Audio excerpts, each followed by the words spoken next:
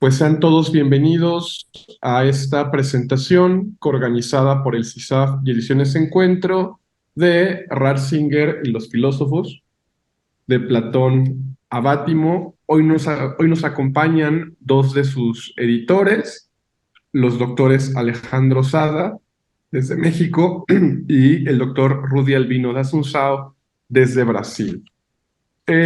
Pues para comenzar, me gustaría brevemente hacer una introducción editorial a la obra. Es una obra de 2023, está publicada en Madrid por nuestros amigos y hermanos de Ediciones Encuentro, y es muy interesante el índice que compone esta obra. Cuenta con un prólogo que me parece muy bello y muy completo, escrito por Rudolf Boderholzer, que es el obispo de Ratisbona y es el director del Instituto Ratzinger, perdón, el Instituto Papa Benedicto XVI de Ratisbona, y posteriormente pues se da paso a una introducción también muy completa que va, digamos, presentando las líneas generales de este libro y también un bellísimo estudio introductorio hecho por Christian Poncelet, que también apunta, pues digamos, las líneas generales de esta obra editada por Alejandro Sada, Tracy Rowland y Rudy Albino de Asunção. Entre algunos de los trabajos que podemos encontrar en ella, encontramos, por ejemplo, de Emery de Gal, Agustín de Hipona, Dependencia recíproca de la fe y el mundo, de Eduardo Charpenel, de la Universidad Panamericana en México, Georg Wilhelm Friedrich Hegel, Razón, Historicidad y Comunidad, de Tracy Rowland, Karl Marx y el marxismo, El problema de la primacía de la praxis. También de Tracy Rowland encontramos Ludwig Wittgenstein, El alcance de la razón, del doctor Rudy Albino da Asunção, que hoy nos acompaña. Encontramos Hans Kelsen, Richard Rorty y John Rawls, Relativismo filosófico y sabiduría de las tradiciones religiosas. Y desde luego también los dos artículos que Alejandro Sada ha escrito para esta obra, que son Jean-Paul Sartre, Verdad, Libertad y Responsabilidad, y Albert Camus, Sentido de la vida. Entonces, pues los invitamos atentamente para que puedan adquirir este libro y leerlo, que sin duda me parece que es un hito de los trabajos al respecto de Joseph Ratzinger, y que hoy comentaremos con el doctor Rodrigo Guerra y con dos de sus editores que nos acompañan. Entonces, para comenzar, le daré la palabra al doctor Rodrigo Guerra, no sin antes presentarlo. El doctor Rodrigo Guerra López nació en la Ciudad de México, obtuvo el doctorado en Filosofía Summa Cum Laude por la Academia Internacional de Filosofía del Principado de Liechtenstein, ha realizado estudios en la Universidad Católica de Eichstätt en Alemania, obtuvo el posgrado en Humanismo Universitario en la Iberoamericana y es licenciado en Filosofía por la UPAE. Entre algunas otras cargos, se ha desempeñado como coordinador académico del Instituto Pontificio Juan Pablo II en la Ciudad de México. Fue catedrático en la Universidad Panamericana, donde fue profesor de Alejandro Sada, que nos acompaña hoy. También ha sido profesor en la Universidad Iberoamericana y la Universidad Católica de Chile. También, como ustedes lo saben, es el fundador del Centro de Investigación Social Avanzada, del CISAF, y actualmente es el secretario de la Comisión Pontificia para América Latina en la Santa Sede. Pues muchísimas gracias, Rodrigo, por haber aceptado la invitación. Cuando gustes comenzar, adelante. Muchas gracias por la invitación al CISAF para estar este ratito descansando del trabajo cotidiano aquí en el Vaticano y comentando pues, la aparición de este extraordinario libro que recién sale del horno por parte de Ediciones Encuentro, Ratzinger y los filósofos de Platón a Bátimo. Estoy muy contento de poder comentar este libro, aunque sea así de manera muy sumaria y muy rápida, por varias razones. La verdad es que son muchas. Primero, porque este libro pone explícitamente en relación a Joseph Ratzinger un teólogo y papa extraordinario.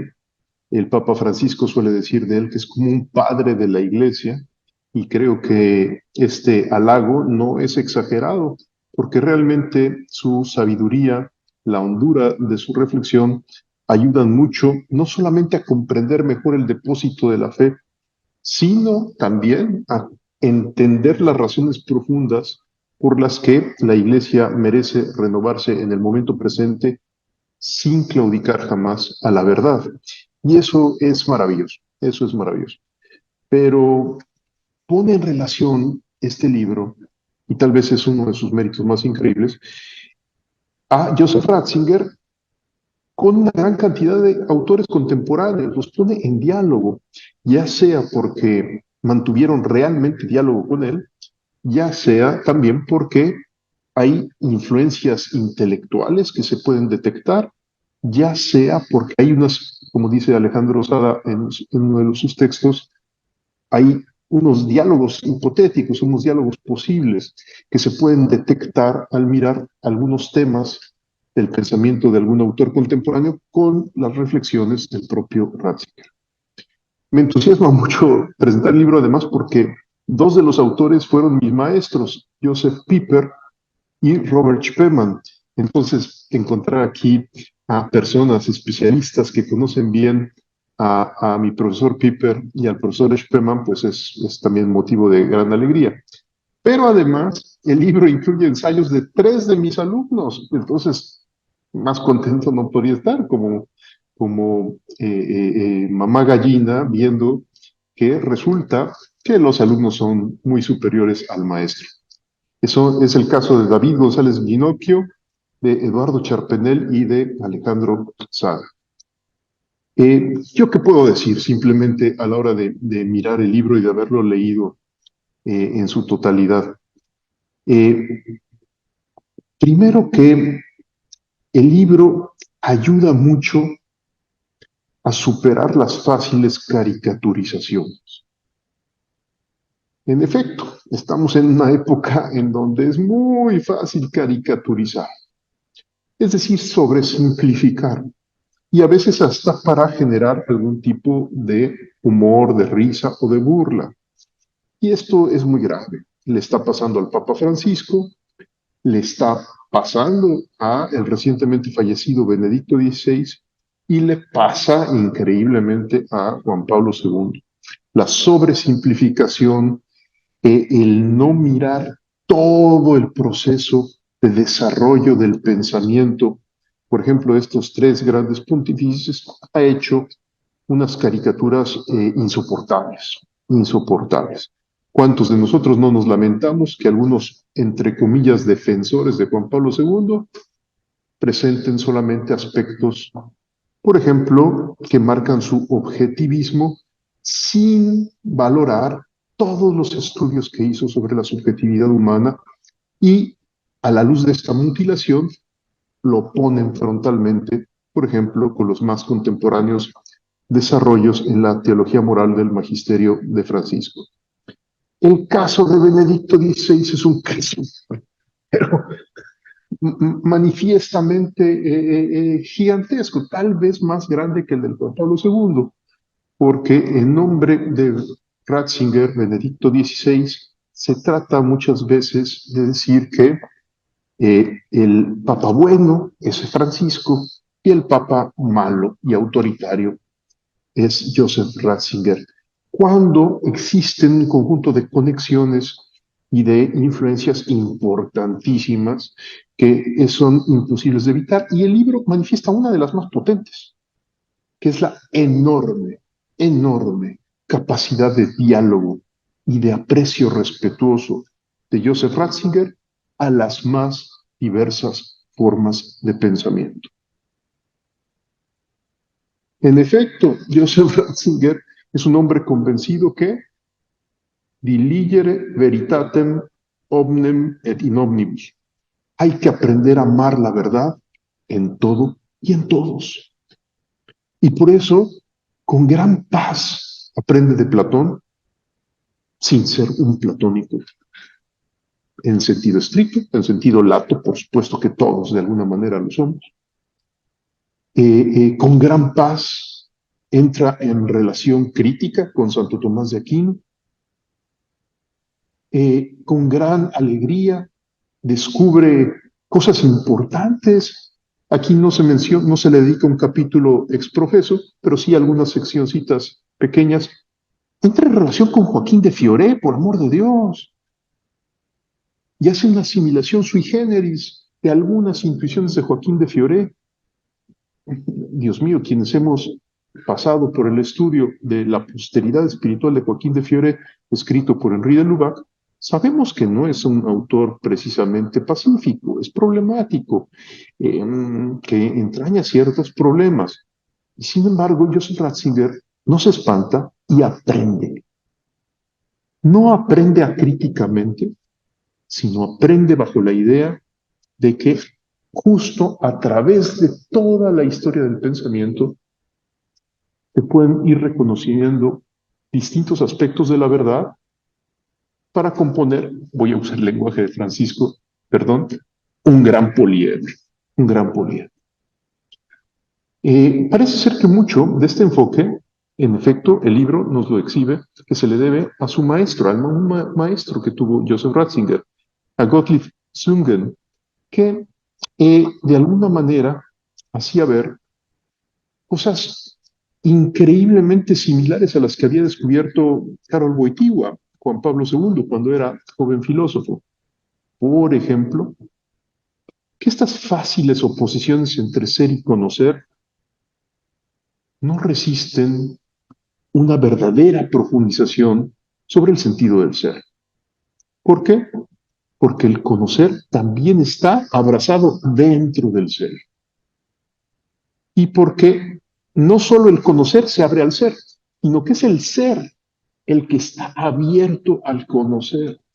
Perdón por usar estos juegos a lo mejor de palabras, pero lo que quiero decir es que oposiciones demasiado radicales entre sujeto y objeto, entre ser y conocer, entre voluntad libre y verdad sobre el bien, muchas veces nos llevan a fracturas o a esquemas de pizarrón que no reflejan exactamente la composición real de las cosas.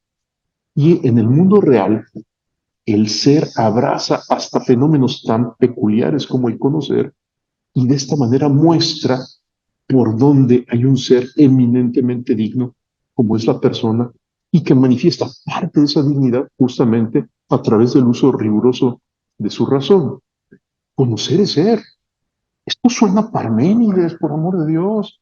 Y sin embargo, en el libro nos muestran que esta misma reflexión se redescubre en un contexto contemporáneo por parte de el maestro de Joseph Ratzinger, Gottlieb Sungen.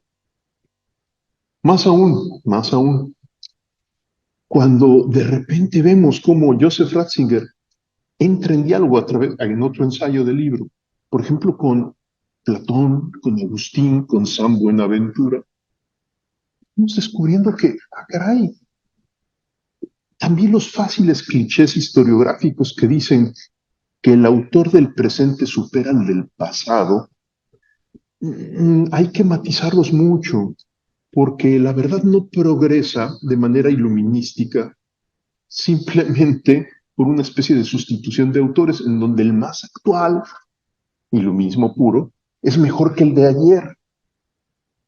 ¿Por qué digo esto? Porque en algunos manualitos por ahí aparecen cosas como que Santo Tomás superó a San Agustín. Pues en algunas cosas indiscutiblemente ayuda Santo Tomás a ver la maduración de muchas ideas de San Agustín. Y sin embargo, cuando uno de repente se sumerge en San Agustín y no se diga en San Buenaventura, uno descubre que difícilmente podemos hablar de que Santo Tomás supera a tal o cual, sino que en realidad vemos como la verdad es sinfónica, como diría Baltasar.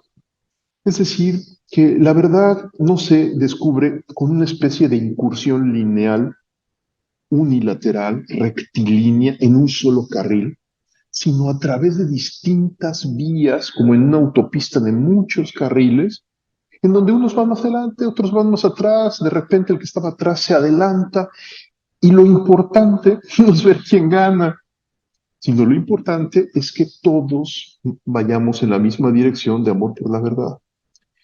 ¿Cuántas veces no ha habido polémicas? No digo, no voy a usar la palabra estériles, pero un poco odiosas entre agustinos y tomistas por el tema del conocimiento, por el tema del amor, no se diga por el tema de la historia, porque aquí entre nos, por cierto, Santo Tomás de Aquino prácticamente no escribió nada sobre filosofía y teología de la historia, mientras que San Agustín y San Buenaventura tienen una reflexión increíblemente potente en estos temas. A veces estas polémicas justamente no hacen bien.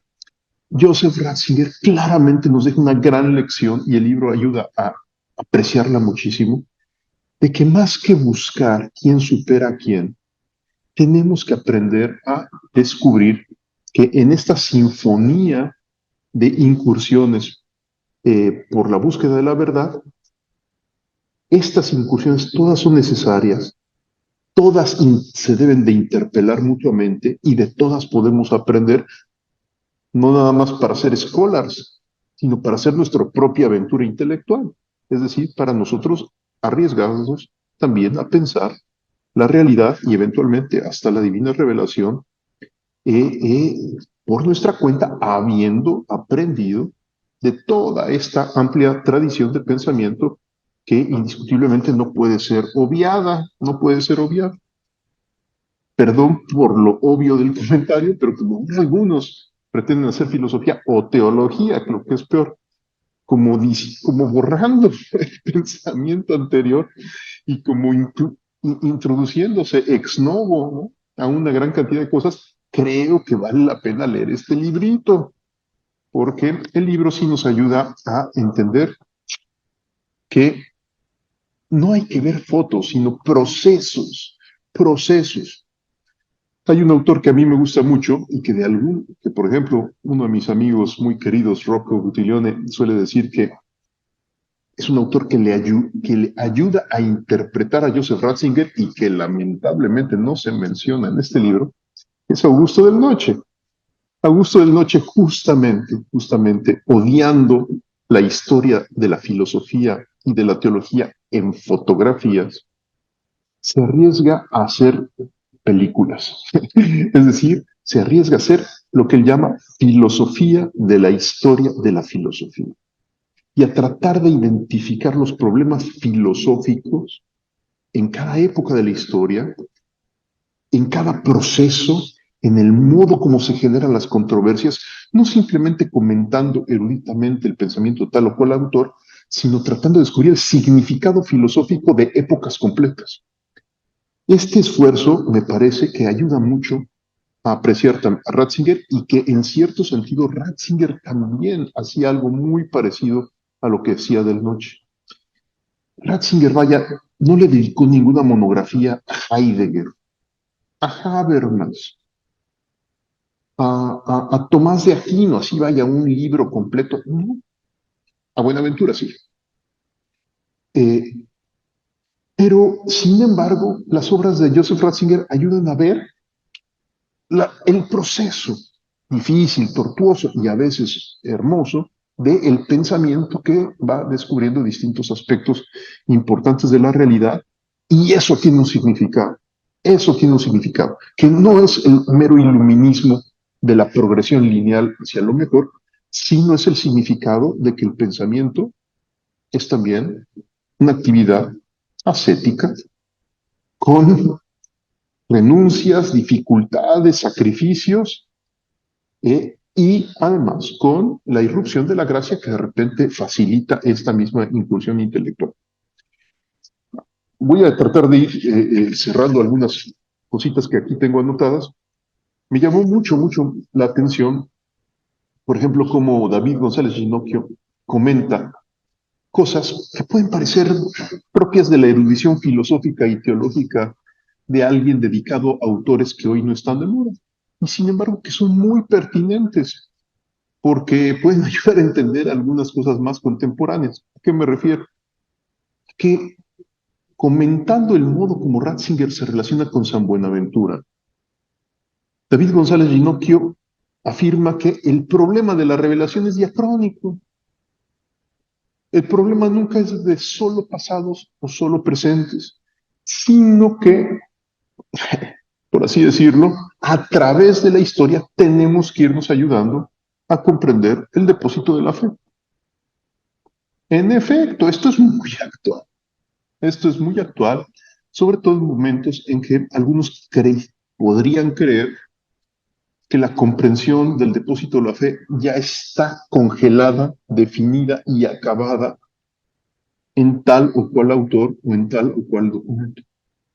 Justamente el libro ayuda en buena medida a hacer como una hermenéutica de la continuidad, a ver qué es sano, que recientemente, por ejemplo, el Papa Francisco nos exhorte a hacer nuevas incursiones filosóficas y teológicas, no para reinventar el depósito de la fe, sino para reinventar nuestra comprensión del depósito de la fe, que requiere dar un nuevo paso de maduración para responder al cambio de época. Eso claramente lo hizo Joseph Ratzinger. Joseph Ratzinger no, se mantuvo en la zona de confort de aquel que se vuelve repetidor de ideas más o menos canónicamente preconcebidas, sino que verdaderamente vivió la experiencia espiritual e intelectual de ser teólogo y de aventurarse a tratar de explorar algunos significados que estaban en el depósito de la fe y que requerían ser extraídos con las herramientas interdisciplinarias que él tuvo en su momento para hacer este tipo de investigación.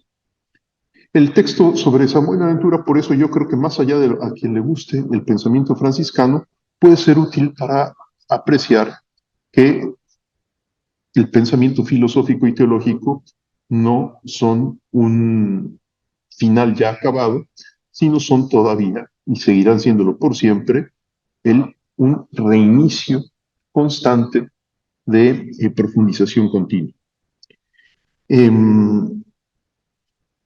En otro ensayo, por ejemplo, Owen Weiner, comentando las relaciones entre Ratzinger y Nietzsche, nos dice cómo Ratzinger,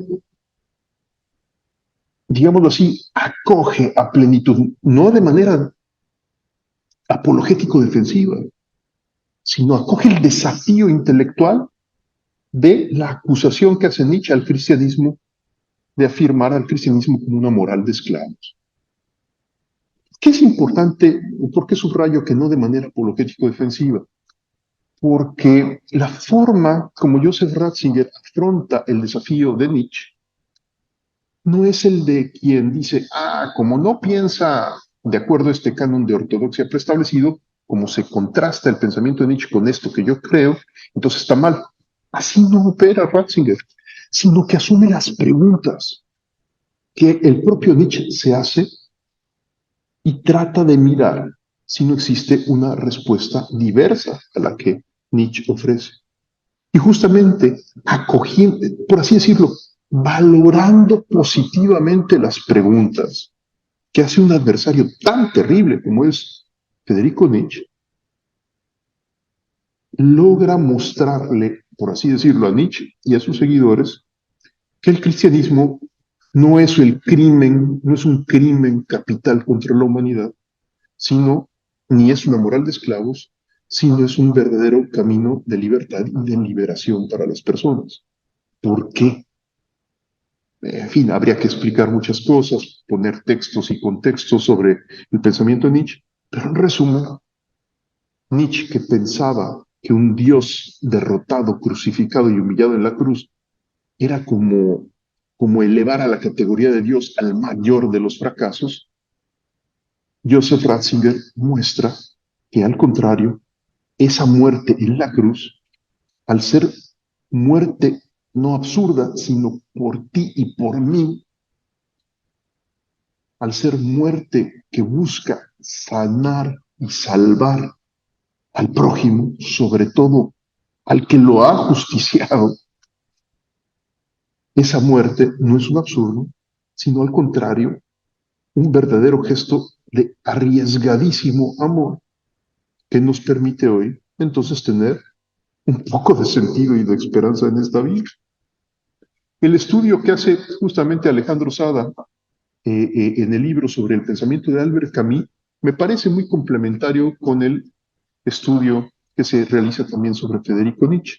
Alejandro Sada dice desde el inicio que no es que en Ratzinger haya ciertos textos de reflexión sobre Albert Camus, pero sí existen un conjunto de temas y asuntos planteados justamente por el pensamiento de Albert Camus que Joseph Ratzinger asume, no le tiene miedo a asumir la problematicidad planteada y a buscar una respuesta argumentada, utilizando con rigor la razón y utilizando también la verdadera luz de la fe.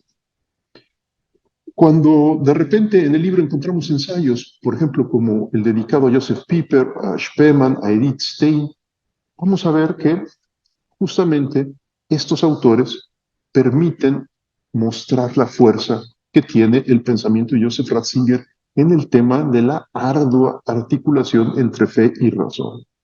Entre fe y razón.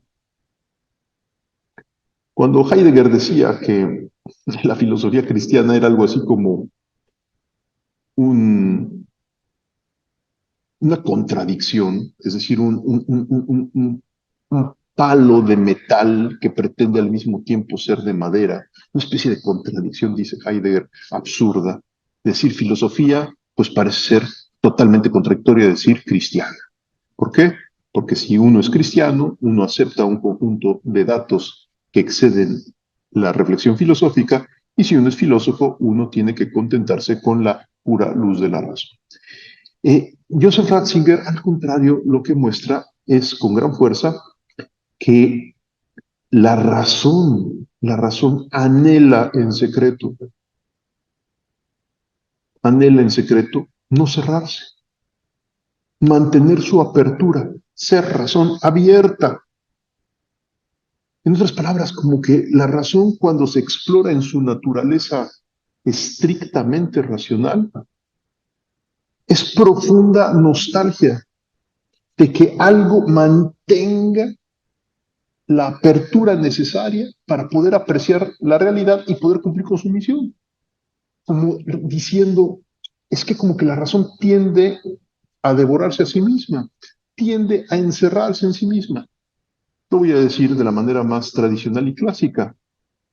¿Cuántas veces en los mundos de la filosofía no oímos que la razón solo debe ser medida por la razón? Y con esta afirmación que suena tan bien, porque parece como coherente, que la razón no acepte otra cosa más que aquello que la propia razón mida, pese y apruebe, eh, entonces de repente la razón lo que sucede es que censura aspectos de la realidad que se manifiestan ante ella y que la exceden. Para que la razón fuera medida de sí misma necesitaría ser infinita. Y la razón humana, pues, oh sorpresa, ¿no? Aunque tiene un anhelo infinito de verdad, en inactu exercito no es infinita. Y que es bastante limitada, como la razón tuya y mía siempre nos recuerdan a cada instante, sobre todo cuando cometemos errores, cuando tenemos flaquezas, cuando nos falla la memoria, etc.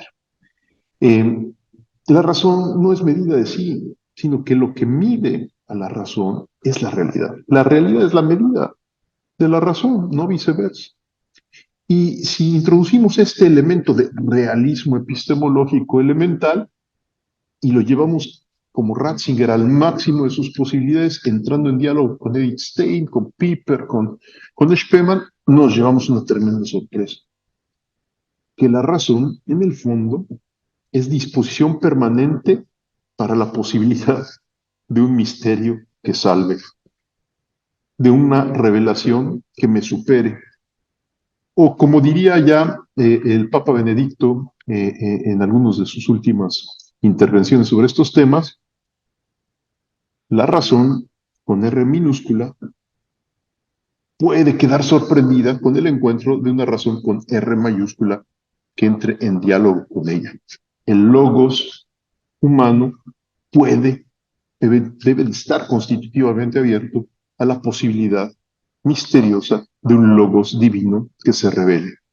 Y oh sorpresa, en el ensayo dedicado a Heidegger, se dice con gran fuerza cómo muchas de las reflexiones que el propio Heidegger ha hecho sobre el tiempo, sobre el acontecimiento, Ereignis, y sobre otros temas muy típicamente heideggerianos, justamente Joseph Ratzinger los recoge y los reformula para afirmar que el ser es Ereignis, el ser es acontecimiento, y que el ser no es tanto el ser del dios aristotélico, tal vez, del motor inmóvil, sino, como dice el concilio de Calcedonia, el es del que hablamos, cuando decimos que Jesucristo es verdadero Dios, el es del que hablamos es un es que desde lo eterno penetra en la historia de manera absolutamente gratuita e imprevisible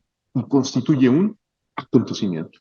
Por lo tanto, el sentido más propio del ser es ser acontecimiento. Esto que de repente si sacara contexto podría hacer parecer a Ratzinger como un simple heideggeriano, sin embargo le da la vuelta a el propio Heidegger, porque más bien acerca el pensamiento de Ratzinger a lo que Edith Stein justamente había descubierto en su extraordinario libro Ser finito y ser eterno. Lo voy a decir en lenguaje de Balthasar, el todo está inmerso en el fragmento. El ser universal hoy es histórico en Cristo. Y por lo tanto, la verdadera cuestión no es si Dios existe o no, sino más bien verificar si este acontecimiento se ha dado dentro de la historia o no, cosa que es distinta a una demostración de la existencia de Dios y más bien nos coloca en el terreno de mostrar de manera elocuente si el cristianismo hoy es acontecimiento o no lo es, o no lo es. Finalmente termino diciendo que creo que este libro, a diferencia de muchas otras cosillas que por aquí veo en la vía de la conciliación y que de vez en cuando aparecen supuestamente comentando el pensamiento de Joseph Ratzinger, creo que este libro sí ayuda mucho a mostrar que una fe auténticamente vivida mueve a la razón a operar al máximo sus posibilidades y la coloca en actitud de diálogo, de respeto, de aprecio, nunca de combate, pero sí de afirmación valiente de la verdad que se ha encontrado, al grado que se puede decir que en el fondo creo yo que la filosofía y la manera de vivir la fe de Joseph Ratzinger siempre fue una gran celebración, una gran alegría.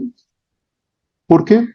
Porque aunque existan muchos problemas en el mundo contemporáneo, algunos muy duros y muy difíciles, sin embargo, y vamos descubriendo con paciencia lo que mueve a Joseph Ratzinger a entrar en diálogo, a arriesgarse a estudiar autores, a ser crítica aún de algunos autores importantes como Santo Tomás de Aquino. Lo que lo mueve no es, ¿cómo decir?, simplemente una especie de apetito intelectual más o menos desordenado. No, que lo mueve es la certeza absoluta de que la verdad y el bien ya han triunfado en la historia y que desde la eternidad la verdad y el bien nos invitan a sumarnos a esta lucha ya victoriosa. Esa es la hipótesis cristiana. La hipótesis cristiana consiste justamente en que el Dios que sostiene todo está dentro de la historia y nos da esperanza y luz aún en los momentos más oscuros, porque nada se sale de su control. Nada, nada, nada. Si algo consuela a la hora de leer las obras de Ratzinger es eso, que claramente se percibe que es un hombre que está convencido de que la existencia humana no está abandonada a sus propias fuerzas, sino que existe una fuerza superior a las nuestras que nos acoge, nos cura, nos reconstruye aún en el más oscuro de los escenarios.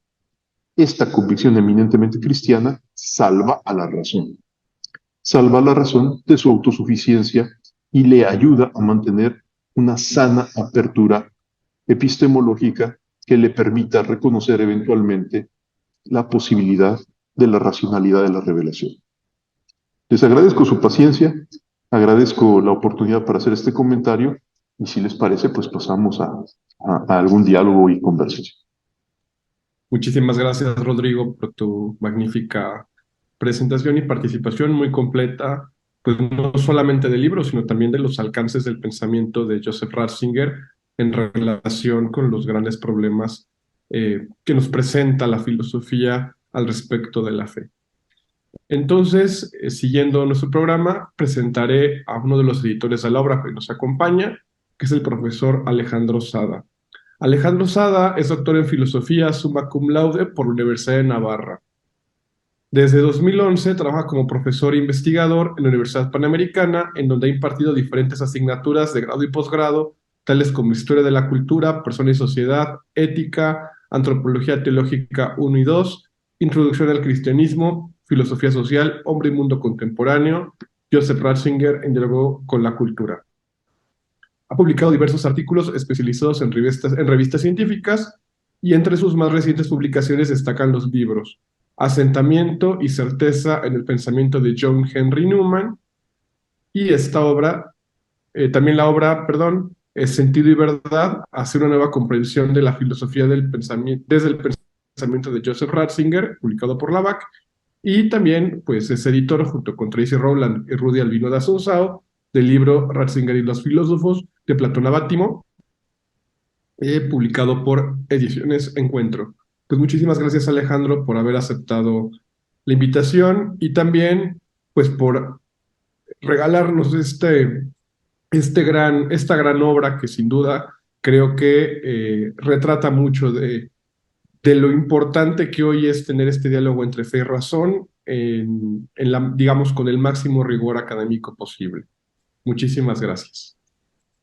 Muchísimas gracias, José Miguel, y aprovecho también para agradecer al CISAB, a Ediciones Encuentro y a Rodrigo Guerra, mi profesor, por haber participado en esta presentación y por sus valiosas reflexiones muy importantes.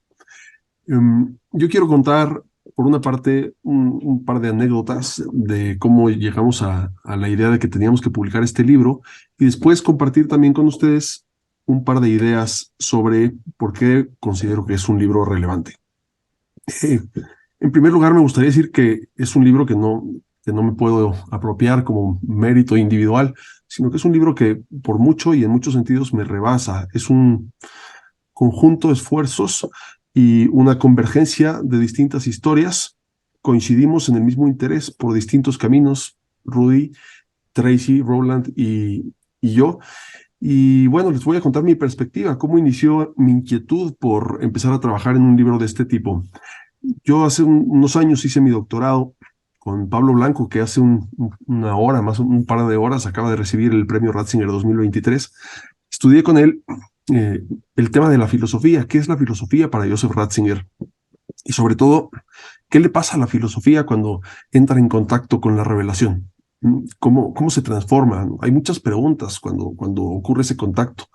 La fe succiona a la filosofía succiona a la fe, se tienen que mantener distintas, separadas, juntas, hechas una, o de qué manera se tiene que mantener ese balance entre fe y razón.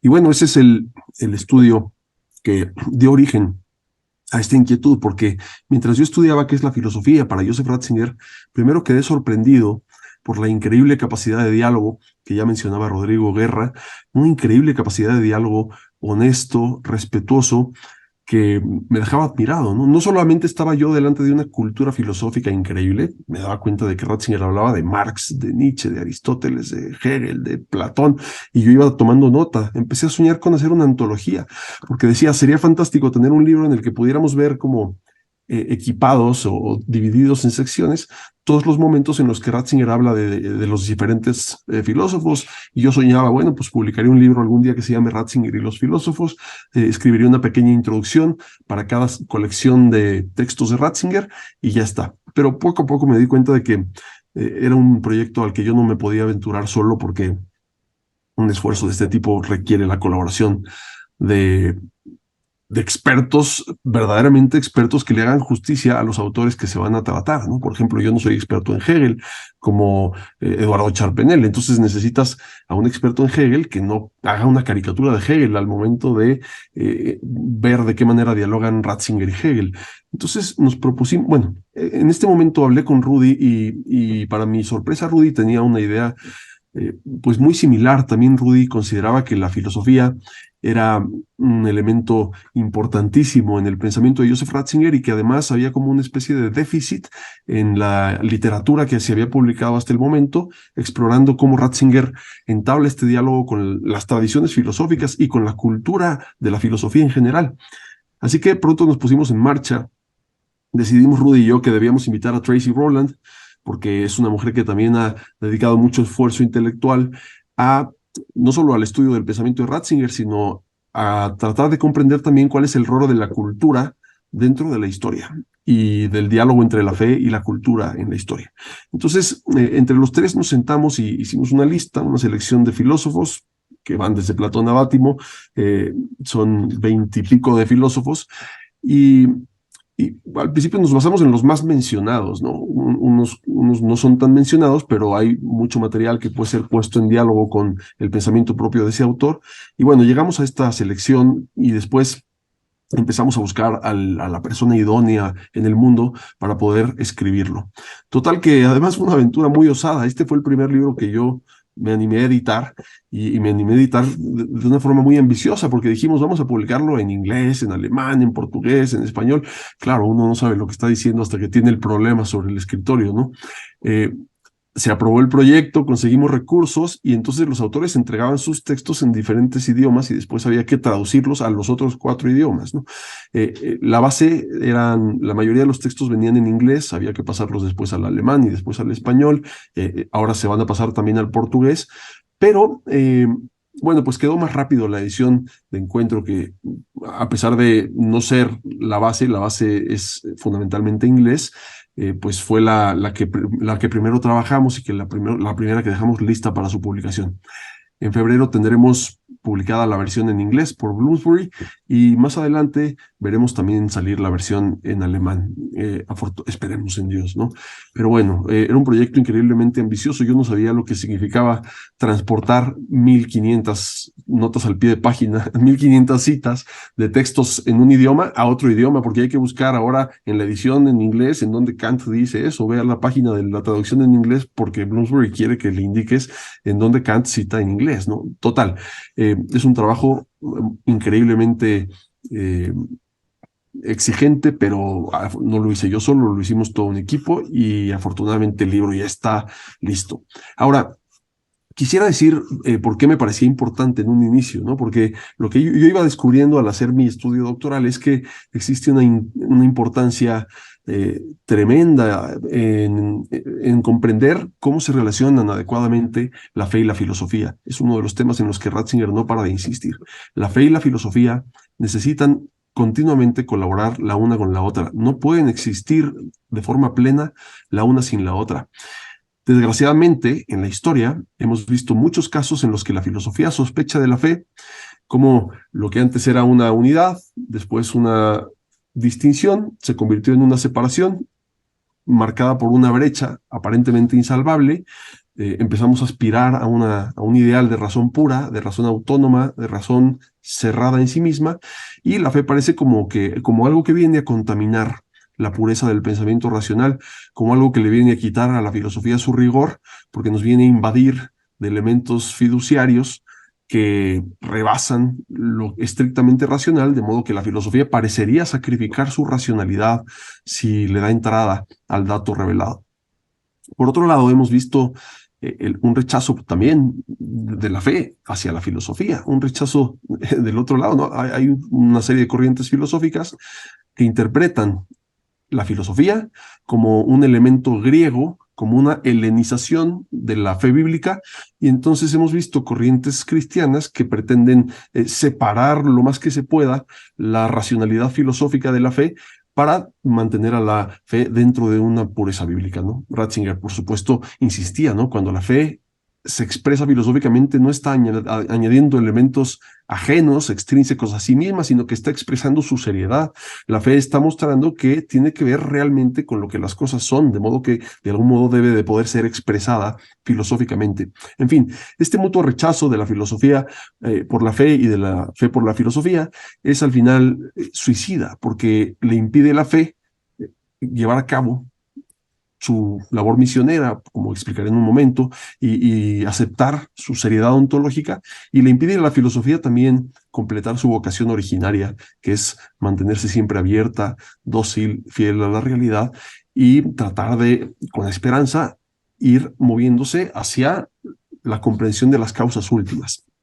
Es una especie de boicot por parte de la filosofía, tratarse de separar de la fe, y lo mismo la fe cuando trata de separarse de la filosofía. La filosofía necesita de la fe, en primer lugar, porque, como digo, la filosofía, la fe, perdón, le permite a la filosofía realizar su vocación de moverse hacia la comprensión holística y radical de la realidad. Además, la filosofía, que pretende ser una apertura fiel y dócil ante el ser, tiene que permanecer siempre atenta a lo que se le manifieste, como nos explicaba el doctor Guerra, tiene que amar la verdad en todo y en todos, y tiene que mantener siempre una disposición permanente que llega a convertirse en esperanza de que el logos se manifieste a nuestro pequeño logos humano, a nuestros pequeños logoi, a nuestras pequeñas razones humanas finitas, que, no obstante, siendo finitas, mantienen el deseo y la esperanza de encontrarse de algún modo con la verdad en toda su plenitud. Así que eso mueve al pensamiento a permanecer siempre abierto al misterio, a un misterio que salve a la razón de su finitud, que se experimenta como herida. La fe, por otra parte, funciona como una especie de palanca que le permite a la razón ampliar sus horizontes, le permite a la razón pensar con mayor amplitud. Pensemos, por ejemplo, toda la reflexión antropológica y ética que hemos podido llevar a cabo a partir de lo que hemos comprendido que es el hombre a los ojos de Dios. El hombre a los ojos de Dios, como se nos ha revelado, es mucho más de lo que hubiéramos podido imaginar que es el hombre desde nuestras meras preguntas racionales. El hombre como un hijo de Dios destinado a la salvación, redimido. Esto nos hace pensar con una nueva reverencia en la persona que nos permite elaborar una nueva y vigorosa ética y antropología que no sería posible si simplemente nos mantuviéramos con los oídos tapados frente a lo que se nos ha manifestado en la revelación. La fe funciona como una palanca que nos mueve a horizontes más amplios. Decía Heidegger, como mencionó el doctor Guerra, que no puede haber, según Heidegger, un cristiano creyente, porque eso sería una contradicción, un hierro de madera. La filosofía es esencialmente pregunta, piensa Heidegger. Así que si uno pretende tener la respuesta, ha traicionado esa apertura expresada en la pregunta. Ha dejado de preguntar porque cree que ya tiene la respuesta. La respuesta de Ratzinger a Heidegger es fascinante. Le dice, no, sí es verdad que la fe ofrece respuestas, pero no son respuestas del tipo que silencien a la pregunta y que la clausuren y que terminen por responder de modo definitivo. La respuesta de la fe siempre supera al preguntar humano, que es siempre un preguntar limitado, un preguntar diminuto. La fe le ayuda al hombre a preguntar más, a preguntar con mayor profundidad. Así que, por ejemplo, cuando ante la pregunta de por qué el ser y no la nada, la revelación responde con la doctrina de la creación, esto no nos anula el misterio, ni nos resuelve, por ejemplo, por qué Dios creó, ¿no? Romano Guardini reflexionaba espectacularmente sobre el misterio de que un Dios que no necesita nada, que es pleno en sí mismo, en un dinamismo trinitario de comunión, por decirlo así, se desborde hacia afuera en un don que no le sirve para nada, ¿no? Esto es algo muy misterioso que no queda resuelto simplemente por decir que el mundo fue creado, ¿no? No se acaban las preguntas, sino que las preguntas alcanzan una nueva profundidad. Ahora nos preguntamos, ¿por qué Dios crea? ¿Por qué Dios es amor? ¿por qué el amor es creativo? Un montón de preguntas nuevas que antes no existían, y estas preguntas han nacido precisamente de que hemos dejado entrar a la revelación de nuestra reflexión y en nuestro preguntar filosófico. Por otra parte, la fe le permite a la filosofía atender con rigor y seriedad las preguntas últimas por el sentido de la existencia humana. Porque sin la fe, sin el diálogo con las religiones en general y sin el diálogo con la fe cristiana en particular, la filosofía termina, como hemos visto, encerrada en un juego de conceptos, en un empirismo, en un esfuerzo por igualarse en exactitud a la ciencia, y termina por renunciar a las preguntas por la verdad, que son las preguntas que ofrecen de verdad sentido a la existencia humana.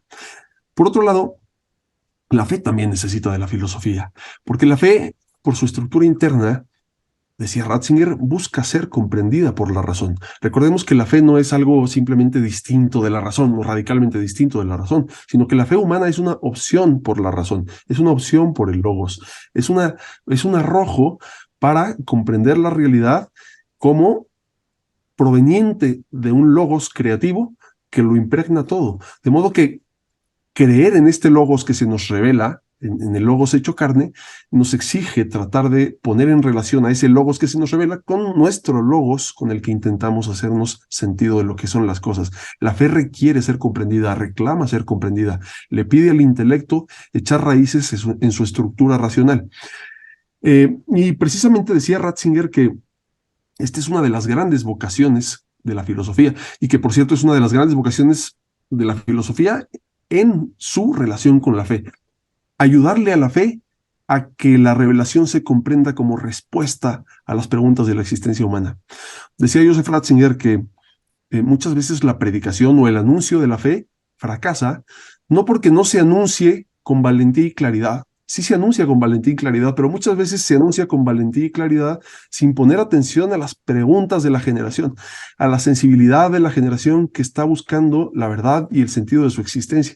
Es vocación de la filosofía mantener abierta y despierta esta pregunta, mantener abierta la pregunta, porque si no, la fe no puede ser comprendida como respuesta. La vocación filosófica consiste entonces principalmente en poner de manifiesto esto que descubre San Agustín cuando dice que me he convertido en una pregunta para mí mismo. Poner de manifiesto que el hombre es un problema que busca ser resuelto, y mantener abierta y dilatada esa pregunta para que la fe pueda ser comprendida como respuesta a esa pregunta originaria. Por otro lado, también la filosofía le permite a la fe expresarse universalmente, porque la razón es un lenguaje universal. Si la fe no se sirve de la razón para abrirse a la universalidad, tendría que estar acotada a un sector, a un mensaje sectario, a un contexto específico. La fe puede superar los contextos culturales específicos, los tiempos y las culturas, precisamente porque logra echar raíces en la racionalidad humana, y de este modo logra conectarse con la universalidad de la razón y apelar a todos los hombres de todos los tiempos. Acordémonos aquí que la fe al principio, en el primer siglo, no se presentaba como una fe junto a otras, ni encontró alianza con ninguna religión existente, sino que la fe al principio se entendió como la filosofía verdadera, como el descubrimiento de que hemos visto a la verdad, hemos visto a la sabiduría, y ahora podemos hacer una filosofía que no es nada más hipótesis, que no es nada más a tientas, ¿no? o a oscuras, sino que la sabiduría se ha manifestado de modo que la filosofía se puede hacer de un modo nuevo. Por eso, al principio la filosofía, la fe se entendía como la religio vera, ¿no? Como la religio vera y la filosofía vera. La filosofía se convirtió rápidamente en un aliado porque le ofreció el lenguaje, la posibilidad lingüística, la estructura racional a la fe de comunicar su seriedad ontológica y su alcance universal. Cuando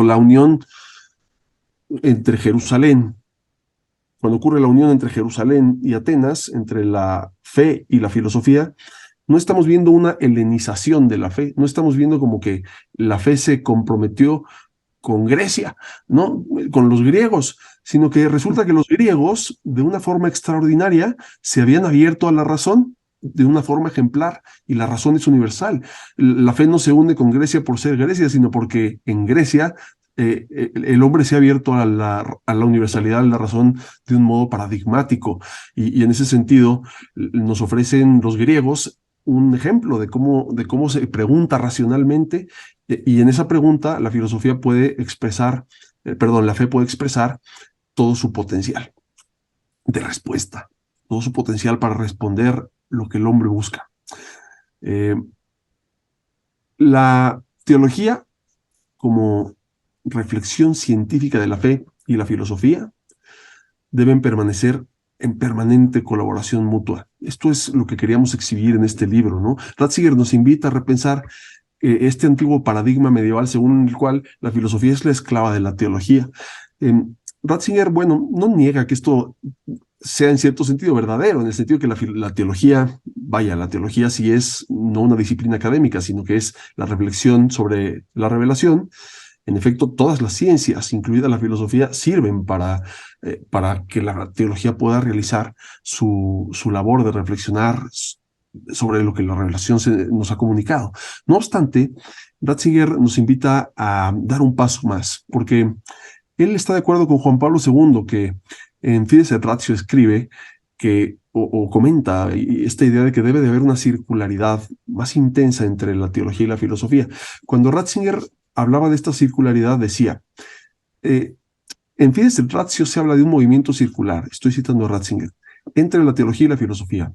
Y el Papa lo entiende en el sentido de que la teología ha de partir siempre de la palabra de Dios, pero como esa palabra es verdad, tendrá que ponerse siempre en relación con la búsqueda humana de la verdad, con la lucha de la razón por llegar a la verdad, y por tanto tendrá que entrar en diálogo con la filosofía. La búsqueda de la verdad por parte del creyente se realiza, según esto, en un movimiento en el que escuchar la palabra que ha sido pronunciada y la búsqueda de la razón se encuentran incesantemente, y con ello la fe, por un lado, se hace más profunda y pura, pero por otro también el pensamiento se enriquece porque se le abren nuevos horizontes. Fin de cita. O sea, para Joseph Ratzinger, esta idea de Juan Pablo II, de la circularidad, es muy atinada y es fundamentalmente verdadera.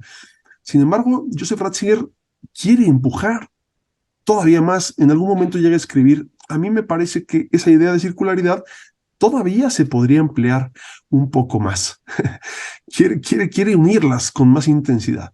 Según Ratzinger, es importante que la filosofía no se encierre en lo meramente propio y pensado por ella misma, así como debe escuchar los conocimientos empíricos que han ido madurando en las diversas ciencias, escribe Ratzinger, también debe considerar la tradición sagrada de las religiones, y especialmente el mensaje de la Biblia, como una fuente de conocimiento por la cual debe dejarse fecundar. Esta palabra fecundar ahora la voy a comentar porque creo que es muy elocuente.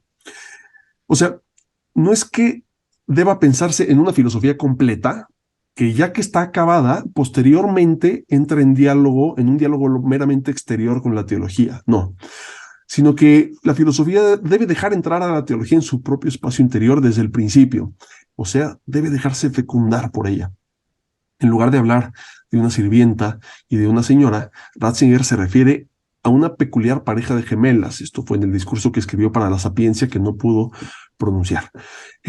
Una peculiar pareja de gemelas en la que ninguna de las dos puede separarse totalmente de la otra, y sin embargo cada una debe conservar su propia tarea y su propia identidad. O sea, la filosofía y la teología deben estar profundamente unidas, pero no deben confundirse hasta perder su identidad. Otra vez aparece aquí la fórmula de Calcedonia, sin confusión ni división. Desde mi punto de vista, la imagen que mejor alcanza a aclarar este vínculo es la de la relación conyugal, en la que los esposos se hacen uno sin perder su singularidad. Alcanzan, por decirlo así, la unidad en la diferencia. Yo no soy el primero, debo confesar, en sugerir que la relación entre filosofía y teología, entre fe y razón, en el pensamiento de Ratzinger, se puede iluminar a partir de esta analogía nupcial. Hay un joven investigador polaco, no es polaco, un joven investigador australiano que se llama Thomas Worley, que en un artículo examinando esta idea, decía, la analogía nupcial aplicada a la fe y a la razón, o a la teología y la filosofía, ve a la razón como la cueva o el útero. Esta tiene un carácter particularmente femenino. receptivo, ¿no? Ratzinger está usando la imaginería mariana tan profundamente imbricada en la ontología de Hans Urs von Balthasar. La razón debe ser modelada según el fiat de la Santísima Virgen María. Esta apertura de la razón, esta receptividad amorosa y activa de la razón, es lo que permite que sea fecundada y fructificada por la semilla de la fe.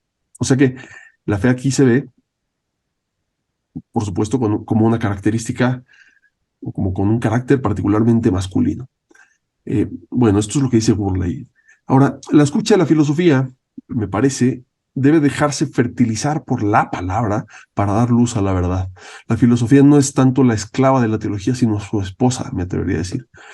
Participan a su manera del misterio, de la igualdad en la diferencia, el cual es especialmente visible en las relaciones conyugales, que por cierto, se manifiesta en ellas un reflejo del misterio de la unidad de la naturaleza divina en la Trinidad de sus personas. La filosofía y la teología se refieren ambas a la búsqueda de una y la misma verdad. Sus diferencias se deben fundamentalmente al punto de partida de su relación con esa verdad. En el caso de la teología, la primacía la tiene la palabra que se nos dona. En el caso de la filosofía, la primacía la tiene la pregunta.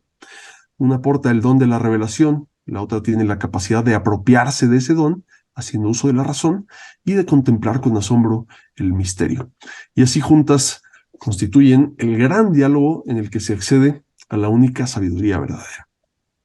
El libro que presentamos hoy busca poner de manifiesto no tanto una teoría sobre el modo en que la filosofía y la teología colaboran entre sí, sino queríamos ofrecer un ejemplo vivo, en acto, cómo están colaborando en la mente de Joseph Ratzinger la filosofía y la teología, cómo realmente funcionan de un modo en el que no se pueden separar, no hay manera de agarrar un plumón, me parece, y decir, voy a marcar con amarillo los enunciados teológicos y con naranja los enunciados filosóficos. No se va a poder. Cada enunciado proviene de ambos contrapuntos, de la pregunta filosófica y de la apertura dócil ante el misterio de la revelación que se nos ha comunicado como respuesta precisamente a esas preguntas. Entonces, en Ratzinger vemos cómo actúan las dos ciencias conjuntamente, simultáneamente, para responder a las preguntas más apremiantes de la existencia humana, las preguntas por la sociedad, por la libertad, por la dignidad, por tantas cosas que podemos ver en el libro, ¿no? Tengo la fortuna de anunciarles la buena noticia de que estamos ya trabajando en un segundo volumen. Estamos trabajando en un segundo volumen porque, en efecto, dejamos fuera a muchos filósofos que ahora queremos meter y ya estamos apalabrados con editoriales y demás, porque ahí vienen Pascal, y ahí viene Kierkegaard, y ahí viene la Escuela de Frankfurt y Adorno y un montón de autores que están por verse en el volumen 2. Bueno, pues yo les agradezco muchísimo que nos ofrezcan este espacio para comentar la génesis y el sentido de esta obra. No quiero en mi intervención decir algo más, prefiero dejar tiempo si acaso para atender alguna pregunta y si se puede, pues le cedo la palabra a mi colega Rudy. Muchísimas gracias. Muchísimas gracias, Alejandro, por tu presentación. Y le paso la palabra a Rudy. Primero lo presentaré. El doctor Rudy Albino de Assunção, casado y padre de 4 hijos, nació en la ciudad de Gravatal, Santa Catarina, Brasil. Es profesor y coordinador de los cursos de Filosofía y Teología en el Centro Universitario Católico de Quixadá Unicatólica Ceará, en Brasil, donde también coordina el Departamento de Fe, Razón y Cultura y el Grupo de Investigación Fe, Razón y Cultura. Es graduado en Filosofía por el Centro Universitario de Brusque y es licenciado y doctor en Sociología Política por la Universidad Federal de Santa Catarina. Actualmente está estudiando un postdoctorado en Teología en la Pontificia Universidad Católica de Río de Janeiro. Muchísimas gracias, doctor Rudy, por estar con nosotros en esta tarde presentando la obra Ratzinger y los filósofos, de la cual ustedes...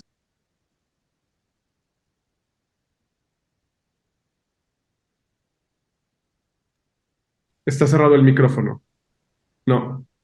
Eh, ¿Todos me escuchan ahora?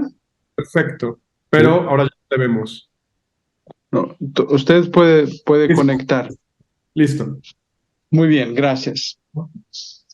Es una alegría estar aquí con vosotros y saludar en primer lugar a Rodrigo Guerra, que acompaña el trabajo hace mucho tiempo, y también es muy bueno saber que la América Latina está tan bien representada junto a la Santa Sé, entonces es muy bien, es una alegría. Y saludar a Alejandro. No sé si es necesario porque hablamos todos los días, por la mañana, por la tarde, por la noche. Y entonces, mi amigo, es una alegría estar aquí contigo de nuevo. Muy bien, mi colaboración en este momento tan bonito de presentación del libro, que ya está muy bien presentado, es apuntar tres cosas. Creo que son muy pertinentes. En primer lugar, podemos mirar cómo Ratzinger y también cómo Benedicto XVI ha hecho un acercamiento con los problemas que le ha puesto la filosofía moderna. Rodrigo decía en los inicios cómo en Ratzinger el pensamiento moderno le interroga, le pone cuestiones difíciles y él no tiene miedo, no ha tenido miedo de afrontar estos temas. Ese es el primer punto. La relación de Ratzinger con la filosofía, un poco más directamente con la filosofía contemporánea. En segundo momento, quiero hablar muy objetivamente que el acercamiento de Ratzinger con la filosofía no es algo marginal, no es una cosa que a muchos puede parecerles que Ratzinger quiere hablar de filosofía con los filósofos para darle al cristianismo un verniz, una característica de erudición, de apertura. No. Esto no es marginal, no es tangencial, esto es esencial, esto está en el corazón de su teología, esto está en su epistemología, el modo como él mira la realidad, el modo como él hace teología, el modo como él concibe su cristianismo es un modo en que el matrimonio entre fe y razón es muy real, es muy práctico. Y un tercer momento, quiero hablar muy rápidamente también sobre los autores que yo he explotado, desarrollado en el libro y que me parecen son muy característicos de este acercamiento de Ratzinger con el pensamiento moderno y postmoderno. En primer lugar, yo he estudiado muchísimo las encíclicas de Benedicto XVI, incluso en portugués he organizado la edición más formal, vamos a decirlo así, de las encíclicas. Y un estudio aquí en este libro, leyendo de forma un poco general sus encíclicas, de modo un poco prioritario sus dos primeras encíclicas. Si miramos con atención a Deus Caritas Est y Spe Salve, las dos encíclicas tienen un movimiento que nos ayudan a comprender el pensamiento de Ratzinger. Por ejemplo, Ratzinger en Deus Caritas Est empieza con un problema del lenguaje. Eso es muy moderno. El primer problema es que, ¿cuál es la idea de amor que tiene el mundo moderno? ¿Cuál es la concepción de amor cristiano? Y aquí entran Nietzsche y otros filósofos. Entonces, cuando Benedicto XVI, en los inicios de su pontificado, escribe evidentemente una encíclica muy influenciada, muy caracterizada por un diálogo con Agustín, sin embargo, también una encíclica muy ecuménica, porque Él está dialogando aquí en el fondo con Nygren, que es un teólogo protestante, sobre la concepción de amor, ¿sí? En esta conexión entre amor, eros y ágape, que el cristianismo no es puro ágape sin eros, sin corporeidad, sin la afectividad, sin la sexualidad, sin el deseo. No, hay esta visión muy integradora de Ratzinger aparece aquí en esta encíclica. Y Ratzinger parte justo de un diálogo con un filósofo que nos presenta una visión sobre todo distorsionada del amor cristiano.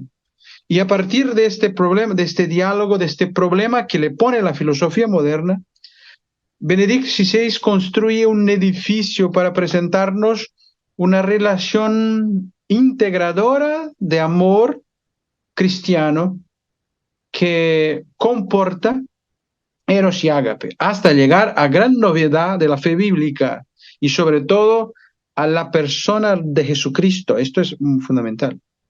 En especial el movimiento es inverso, sin embargo es doble como el primero. En especial Ratzinger empieza acercando el concepto, la virtud de la fe con la virtud de la esperanza, casi identificándolas, ¿sí? Partiendo de la carta a los hebreos, y pone la visión del Nuevo Testamento sobre la fe, sobre la vida eterna, sobre tal vez y ahí empieza a hablar de la filosofía moderna y dice, la fe cristiana es una fe individualista, porque olvida el cuerpo, olvida la colectividad, hasta que él llega a un punto que me parece fundamental del diálogo filosófico del Papa Benedicto, que es la transformación de la fe y esperanza cristiana en el tiempo moderno.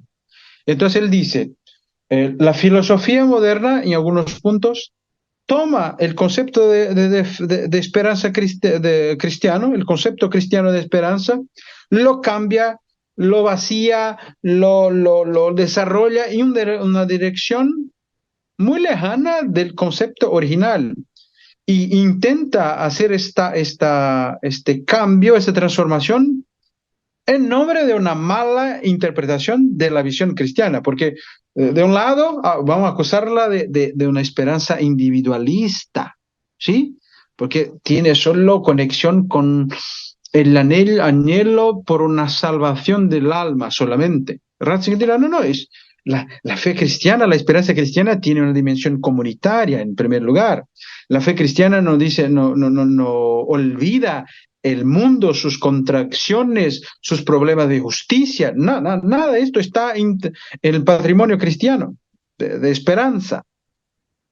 Porque esto a mí me parece muy interesante, porque aquí hablará justo con autores como Bacon, Kant y Marx. A la pregunta que Benedicto hace es precisamente esta. ¿Cómo estos filósofos han leído la tradición cristiana? Y aquí me parece esto muy interesante, que si leemos a Ratzinger, a Benedicto XVI con mucha atención, miraremos una cosa muy sencilla. Él no se pone aquí en una postura muy magisterial de corrección para decir, Bacon, Kant, como si un magíster en una clase diciendo a sus alumnos, sus discípulos, Kant, Bacon y Marx, ustedes están equivocados. Ustedes no han leído el texto que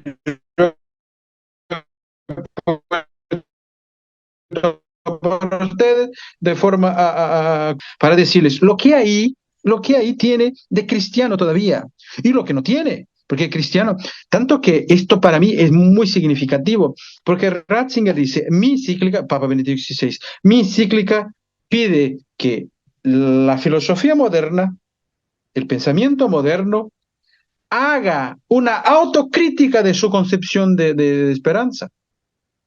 Sin embargo, esto no es unilateral, porque pide al cristianismo que haga también él una autocrítica de su concepción de esperanza. Incluso versiones de piedad y Y Ratzinger remite esto muy concreto. En Brasil, por ejemplo, misiones religiosas, sobre todo de franciscanos, muy bien intencionadas, evidentemente, han atravesado mi país poniendo cruces delante de las iglesias con la frase, salva tu alma. ¿Sí? La salvación quiere decir solamente respecto al alma, el alma. No, no, en la antropología cristiana el hombre es mirado de una forma integral, su corporalidad y su dimensión espiritual. Entonces, hay que criticar también algunos tipos de piedad, de espiritualidad, que por más tradicionales que nos parecen, no están radicadas en esta fe bíblica que encontró, de hecho, y asimiló la filosofía griega y nos regaló, por ejemplo, a la totalidad de los libros que encontramos, por ejemplo, en la Septuaginta. Entonces, eso es fundamental. Entonces, me parece que este diálogo es un diálogo de autocrítica, de crítica y autocrítica.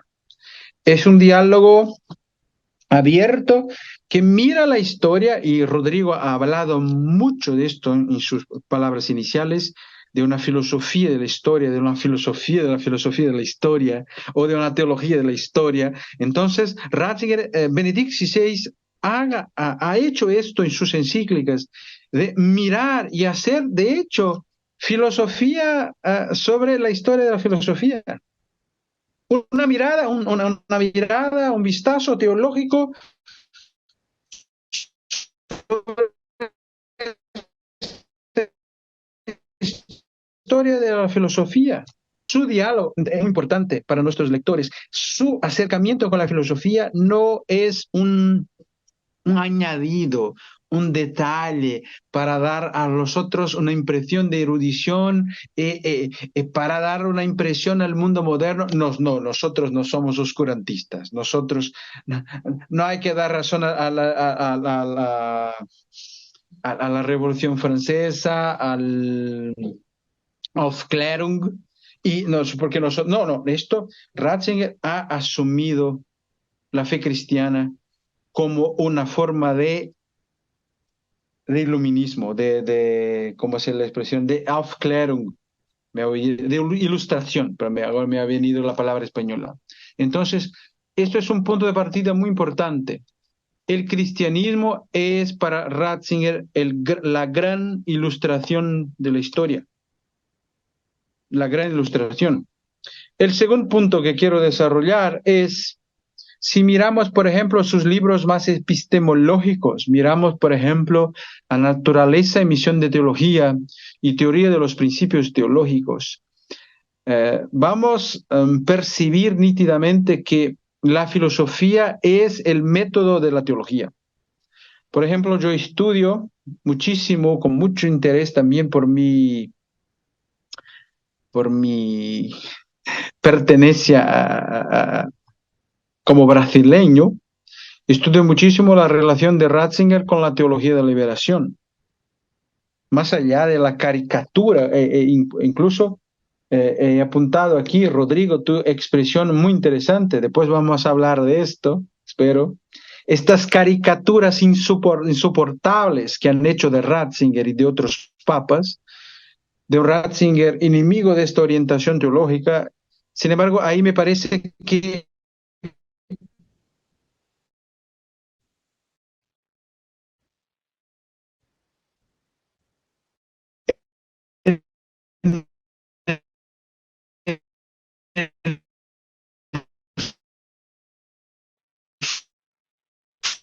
Estamos teniendo problemas con el audio, Rudy.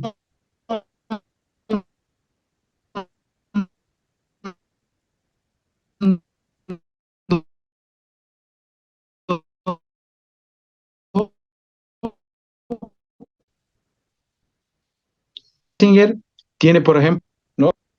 ¿Me escuchan ahora? No, porque estaba un poco. Listo, Ahora ¿me escuchan bien ahora? escuchamos. Perfecto. Muy bien, bien. Creo que ha habido una oscilación de la banda. Muy bien. Entonces, no sé, ¿cuál es la última cosa que han oído? ¿No? ¿Ah? Regreso entonces. He Estabas hablando hablado de de... las caricaturas de Ah, las... sí, sí, muy bien. Perfecto. Ah, por ejemplo, hablando de este punto, de segundo punto, que es el punto de vista epistemológico. Por ejemplo, estudiando Ratzinger, la teología de la liberación, que es un tema muy interesante. Ratzinger, las miradas distintas sobre la tradición cristiana también son fruto de dos modos de concebir la forma de hacer teología, porque si miramos, por ejemplo, esta forma latinoamericana de hacer teología, es una forma que parte de una mediación socioanalítica, o sea, las ciencias sociales, y hablo aquí también como sociólogo, tienen un papel muy importante en el primer momento del hacer teológico, del qué hacer teológico. Y incluso eso es muy interesante porque en diálogo con algunos teólogos de liberación en Brasil, me decían que esto no es una postura general, porque hay, por ejemplo, otros filósofos, o hay otros teólogos, como incluso Ignacio Lacurría, tenía en la filosofía un papel más importante que otros teólogos de liberación daban, por ejemplo, al de las ciencias sociales. Entonces, son campos de discusión muy multifacetados. Esta alusión es solo para decir que en Ratzinger el modo de hacer filosofía es el modo de hacer teológico, de hacer teología es un modo filosófico. Incluso a mí me parece muy característico y muy decisivo que para Ratzinger la cuestión de la filosofía se manifiesta, por ejemplo, la cuestión de la justicia. Él dirá en su encíclica que la cuestión de la justicia implica la cuestión de la resurrección de los muertos. Porque no hay justicia verdadera y plena si no hay justicia para aquellos que han sido muertos, han muertos en el pasado. Podemos hoy empezar a hacer un mundo completamente justo, si esto es posible. Sin embargo, la justicia no será todavía plena.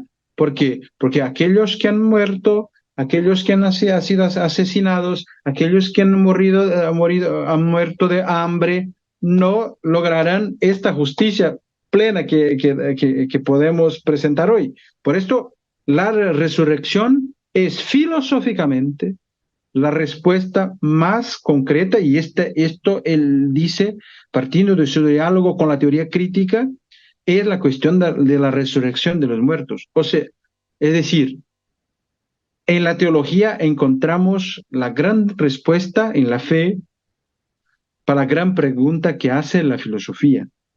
Entonces, esto va a aparecer en sus escritos epistemológicos y en su encíclica Espesalvi. Entonces, esto me parece muy interesante. Y para finalizar, y no desarrollar demasiado sobre mi artículo, aquí al cual los invito a leer, yo he estudiado aquí Kelsen, Hort y John Rawls. Los dos, Kelsen y Hort, son para Ratzinger grandes ejemplos del relativismo contemporáneo. Todos hemos conocido, hemos oído la expresión dictadura del relativismo. Si ustedes quieren comprender dos personajes, dos filósofos tan característicos de este pensamiento, son Kelsen y Hort. Kelsen desde el punto de vista del derecho, de la filosofía del derecho. Ratzinger dirá, por ejemplo, que la lección divina que hace, no tan divina, evidentemente, Kelsen hace del pasaje de que Jesucristo delante de Pilato, cuando Pilato le pregunta qué es la verdad, para Kelsen está allí en Pilato la gran figura del relativismo, porque sigue la voluntad de la mayoría, porque en una democracia el criterio de la mayoría es el criterio fundamental. Y también Ratzinger discutirá muchísimo y también como papa en su discurso para el Bundestag. Que Kelsen discute mucho la noción de naturaleza. Entonces Ratzinger criticará de Kelsen. Ahí es una crítica muy adecuada, pero es una crítica. Que hay una naturaleza y también que hay un gran peligro de poner toda la dirección de la democracia en las elecciones de la mayoría. Y esto nos lleva, por ejemplo, a Hort, porque Ratzinger dirá, si miramos el problema de la esclavitud, miraremos que una mayoría puede ser totalitaria, puede ser mala, puede ser manipuladora de aquel que es la verdad. Entonces, poner todo del problema de la verdad, la solución de este problema de forma muy pragmática en las manos de una mayoría que incluso puede tener en sus manos el poder económico de los medios de comunicación y todo lo demás, es siempre un peligro. Por ejemplo, por este motivo, hay que buscar una concepción de naturaleza y verdad que eviten que el totalitarismo de la mayoría lleve a horrores como hemos visto en la historia. Y por último, y creo que eso es una cosa muy interesante, el diálogo que Ratzinger hace con John Rawls y como Papa también.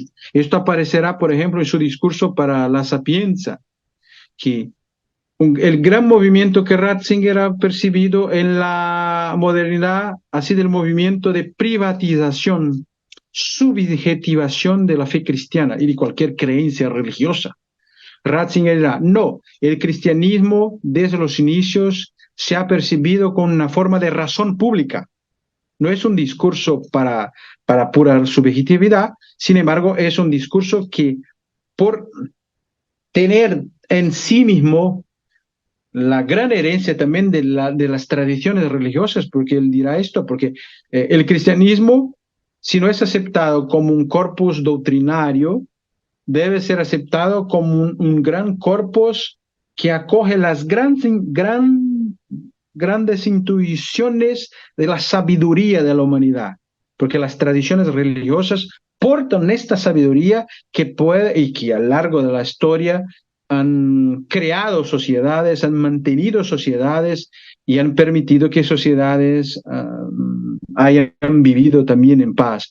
Evidentemente hay problemas, hay guerras, hay todo esto, sin embargo, el cristianismo porta un mensaje de paz, un mensaje de armonía y que permite, por este motivo, quitar el cristianismo de la esfera pública, de la polis, es un gran error y lleva al horror, porque así perdemos lo que la historia nos ha regalado como una gran sabiduría, una gran forma de percibir a Dios y al hombre de forma personalista, dialógica, interconectada, fraternal, ¿sí?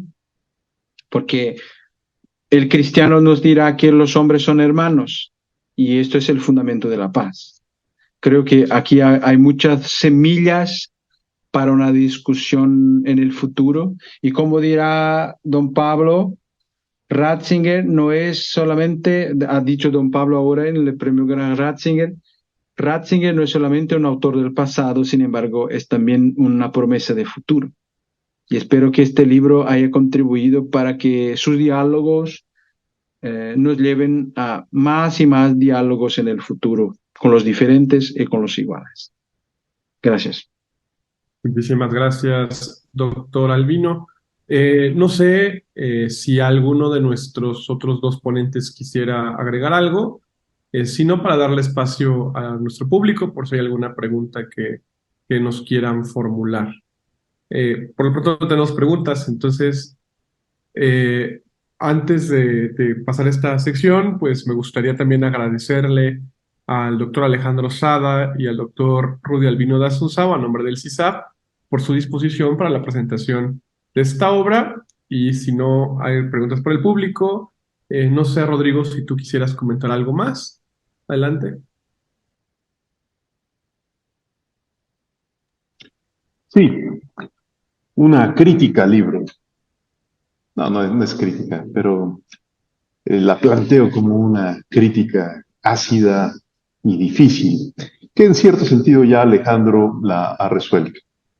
Y este libro claramente tiene unas deficiencias muy graves, porque le faltan autores. Y no quiero ahorita destacar un tema que a mí me gusta mucho, que es el de Ricardo de San Víctor. No quiero destacar el tema de Pascal, que por supuesto que hace falta, sino a un autor sin el cual es imposible entender el pensamiento maduro de Joseph Ratzinger, que es nada más y nada menos que la relación entre Joseph Ratzinger y Karol Wojtyla, Juan Pablo II. Claramente, si este capítulo no está presente, es muy difícil entender muchas cosas. Creo que además, lo voy a decir ahora ya como secretario de la Pontificia Comisión para América Latina, es muy importante mostrar la hermenéutica de la continuidad, no solo en el ámbito teológico, sino también en los aspectos filosóficos entre los pontífices. Y uno que es muy evidente y que sí ha sido ya tema de exploración de algunos ensayistas y autores en el pasado, es la muy fecunda relación entre Joseph Ratzinger como prefecto de la Congregación para la Doctrina de la Fe y Juan Pablo II. Muchos de los elementos que ayudaron a madurar, por ejemplo, la comprensión sobre las relaciones razón y fe en Ratzinger, provienen de su colaboración de trabajo con Juan Pablo II.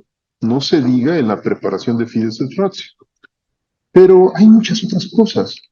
Eh, en el fondo, ambos autores vienen de un mismo universo, vaya, en sentido amplio, que es el universo de la renovación del pensamiento, lo voy a decir así, por vía agustiniana.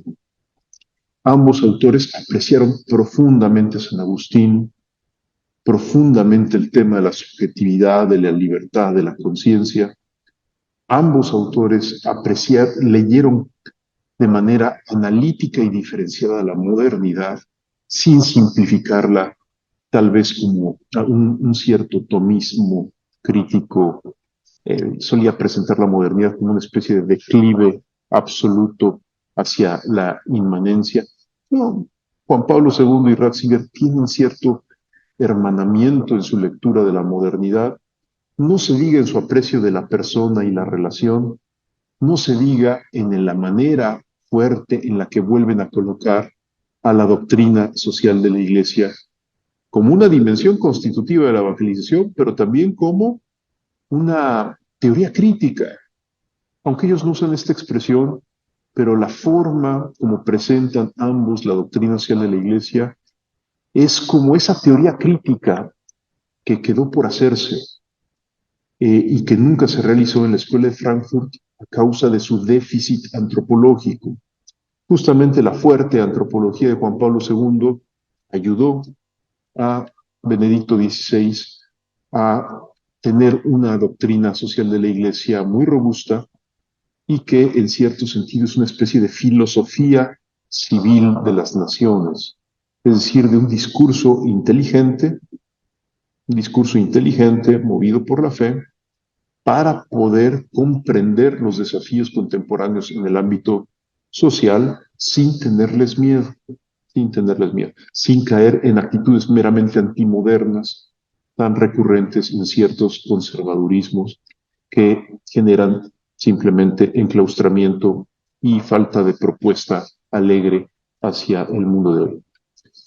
Y así tantos otros temas. Ambos autores amaron apasionadamente el mundo, y lo amaron porque amaban a Cristo, que se comprometió con el mundo hasta el extremo. Creo yo que este asunto entonces merece ser eventualmente estudiado con rigor, mostrando que no es posible entender la mente de Ratzinger, Benedicto XVI, sin también el influjo positivo que tuvo de Juan Pablo II. Muchas gracias. Alejandro, Rudy, no sé si quieran agregar algo a la réplica del doctor Guerra. Rudy y después Alejandro.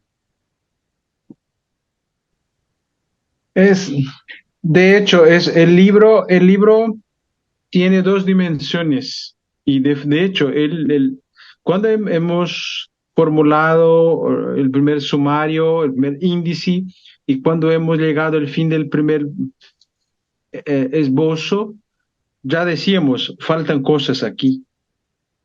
Sin embargo, las editoriales ya nosotros hemos ido mucho más allá del número permitido de las páginas iniciales que nos han dado. Entonces, esto es un atrevimiento, ya, si Alejandro lo sabe muy bien.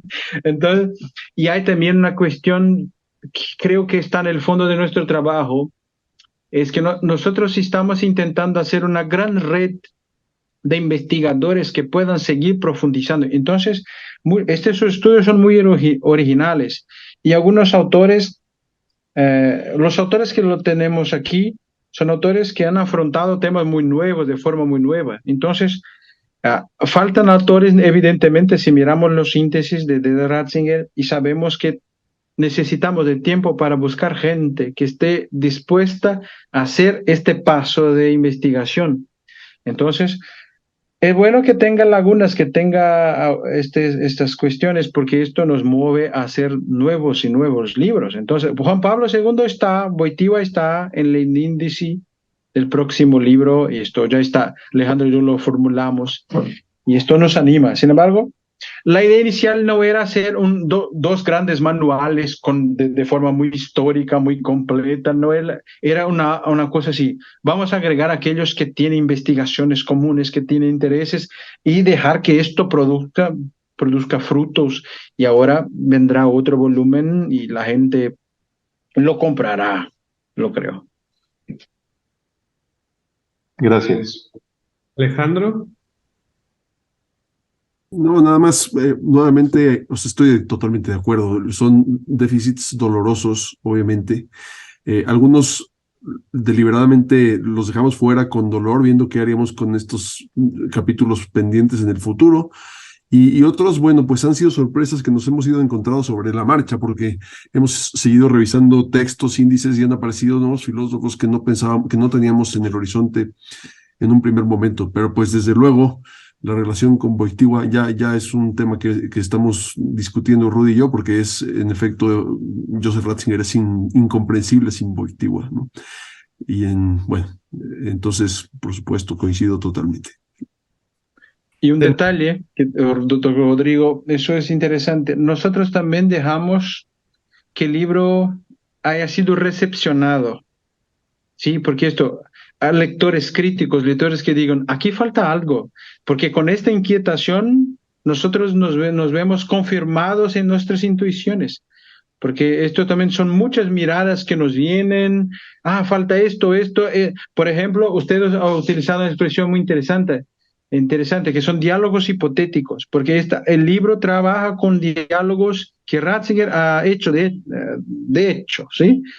Y nosotros ahora queremos dar un paso incluso en algunos diálogos que Ratzinger no ha hecho tan explícitamente, sin embargo están allí, detrás de la palabra, por ejemplo, Arendt y otros. Entonces me parece que tenemos mucho que trabajar. Entonces creo ese libro ha sido preparado para ser leído y recepcionado, acogido, y también que los feedbacks nos ayuden a pensar y valorar lo que es más importante, porque todo no se puede hacer también porque las editoriales nos cortan las páginas y las cabezas. Tal vez Alejandro Sada se acuerde que hay otro diálogo pequeñito pero importante que nos tocó vivir cuando estábamos allá juntos en la Universidad Panamericana, que es el famoso relación entre Franco Volpi y Ratzinger. No es que Ratzinger haya estudiado a Franco Volpi, pero Volpi critica la forma como Ratzinger lee a Nietzsche. Y después de publicar esa crítica en un famoso periódico italiano, muere en un accidente terrible. Y, en fin, a mí me marcó mucho aquella bonita amistad que teníamos con Franco Volpi, sus preocupaciones por el nihilismo y que en parte coinciden con el tema Nietzsche, Heidegger y Átimo, pero en parte también tienen una originalidad que tal vez valga la pena simplemente porque conocimos al buen Franco, ponerlo en relación con Ratzinger. Alguien odiosamente en algún momento hizo una mala broma diciendo que había muerto justo porque se había atrevido a criticar al Papa, cosa que por supuesto que no tuvo ningún fundamento, pero a todos nos marcó que hay lecturas muy diversas de Nietzsche, que algunas conocía Ratzinger, otras no, y esas tensiones intelectuales pues también a veces dan fruto interesante, sobre todo de cara a los nuevos desafíos contemporáneos, ¿no? En donde hay nuevas formas de nihilismo y nuevas cuestiones que hay que afrontar, tal vez poniendo en diálogo a estos personajes improbables e hipotéticos. Totalmente de acuerdo. Y además invito a todos, a la audiencia, a que aporten sus respectivos feedbacks. Todo el mundo habrá tenido ahora ideas en la cabeza de quién podría ser un filósofo que no esté en el libro y que pudiera aparecer en el segundo volumen. Y estamos justo en la etapa de decidir, de fijar esa segunda lista. Así que yo por lo menos estoy totalmente dispuesto a que el CISAF comparta nuestros contactos y recibamos cualquier tipo de feedback, opinión, crítica, sugerencia, más que bienvenida, y seguro será tomada en cuenta para la elaboración de este próximo volumen. Muy bien, gracias. Gracias a ustedes. Tenemos varias preguntas, no podré leerlas todas por motivos de tiempo, así que voy en parte. A ver, la primera, ¿dónde se puede adquirir el libro? Ya Alejandro respondió, por Amazon, la página de Encuentro o buscalibre.com. Aquí con la página de Encuentro hemos de anunciar que ya existe una página de encuentro para el mercado mexicano, que es edicionesencuentro.com.mx, donde ya está la página en pesos mexicanos con envíos para México y ya no es solamente, digamos, la opción de importar los libros desde España. Esto es una de las razones también por las cuales tenemos esta alianza de presentaciones editoriales que el CISAF ha tenido a lo largo de este año 2023 con Ediciones Encuentro. Perdón, José Miguel, nada más un apunte. Es edicionesencuentro.mx, nada más. Sin el .com. El .com, solo es .mx. Ahí encuentran la página para el mercado mexicano de Ediciones Encuentro. Ahí encontrarán pues todo el catálogo disponible para México y América Latina. También, como decía Alejandro, pueden encontrarlo en Amazon, tanto en versión, no sé, hay versión digital, ¿verdad, Alejandro? En versión digital y en versión física, y también en buscalibre.com, donde pues pueden encontrar los libros físicamente. También nos pregunta nuestra audiencia, ¿alguna fuente bibliográfica o autor que esté tratando la relación entre Ratzinger con la situación de la teología de la liberación hoy en día? No sé, Rudy y Alejandro, inclusive Rodrigo. Sí, digo, los textos de referencia más importantes son la instrucción Libertatis Nuncius y la instrucción Libertatis Consciencia, preparadas por el cardenal Joseph Ratzinger y aprobadas por el Papa Juan Pablo II, siguen siendo los dos textos pues fundamentales.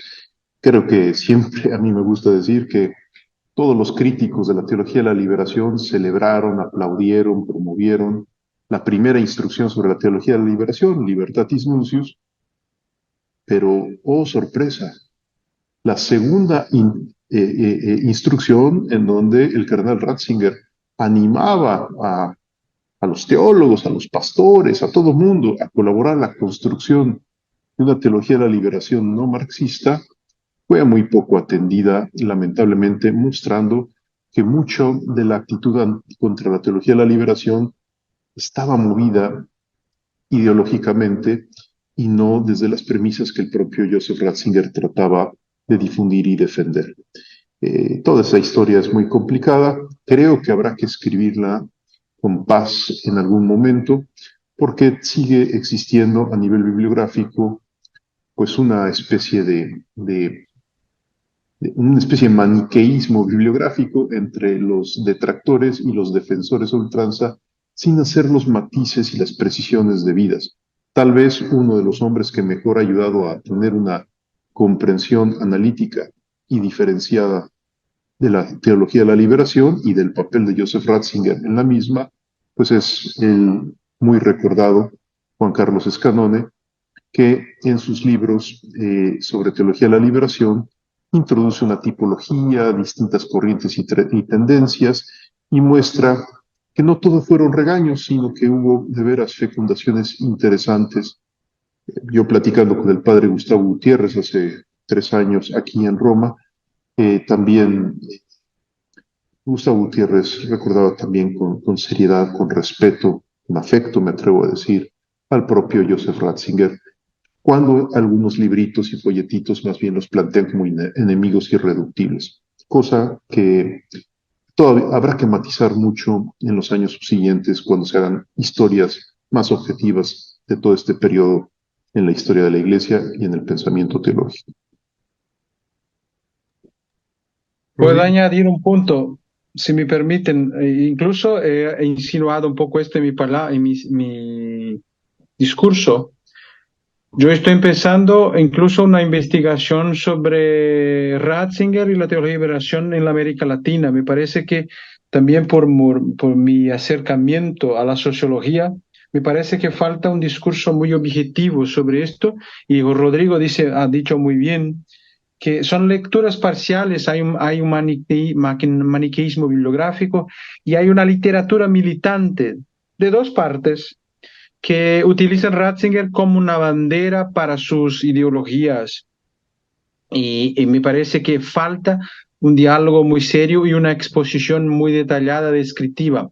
Por ejemplo, hay un sacerdote que tal vez a Rodrigo conozca, es Joseph Sayer, que es un sacerdote alemán que ha trabajado mucho tiempo en América Latina, ha hecho una entrevista que ha salido en muchos periódicos en Europa y en América Latina, hablando de Ratzinger y la teología de liberación, diciendo que él tenía una relación muy cordial con Gutiérrez, muy directa en algunos puntos, y que muchas fuerzas de oposición a la teología de liberación han venido desde América Latina y Estados Unidos, y que no han sido no han compartido con Ratzinger la estrategia que él ha compartido, que ha sido una postura muy teológica. Ratzinger, por ejemplo, conecta, y esto es una cosa de mi investigación que después hablaré con tiempo con Rodrigo, porque creo que esto también interesa a Pontificia Comisión para América Latina, que ha publicado hace poco tiempo un estudio sobre Pacelli en la América Latina. Creo que en esta línea